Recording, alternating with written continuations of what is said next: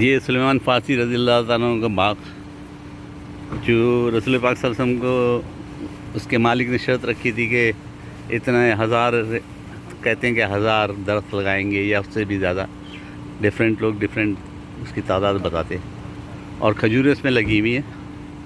ہو سکتا ہے یہ باغ کے درخت وہ نہ ہوں جو کہ وہ پہلے تھے، لیکن جگہ وہی ہے، اور یہاں کا کنواں چل رہا ہے، پانی بہہ رہا ہے اس میں، اور یہاں کے لوگ یہاں کی کھجوریں توڑ کے بیچ بھی رہے ہیں، اس کی دکان ہے۔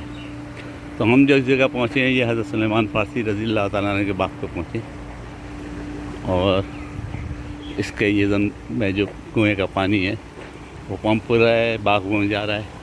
یہ دیکھیے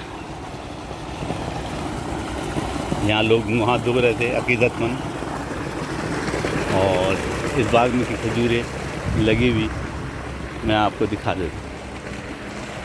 یہ دیکھیے کھجوریں لگی ہیں، کھجوریں لگی ہیں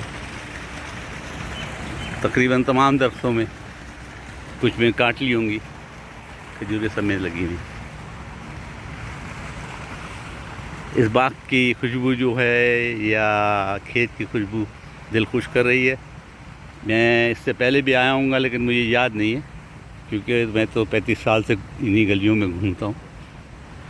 پھر بھی میں نے ویڈیو بنا لی ہے تاکہ اس کی زیارت تمام لوگ میں کرا سکوں۔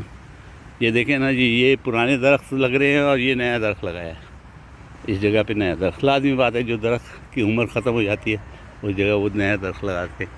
یہ کھجوریں لگی ہوئی حضرت سلیمان فارسی رضی اللہ عنہ کو چھڑانے میں، جو رسول پاک صلی اللہ علیہ وسلم کے ہاتھ کی اور صحابہ کے ہاتھ کی کھجور کا درخت باغ۔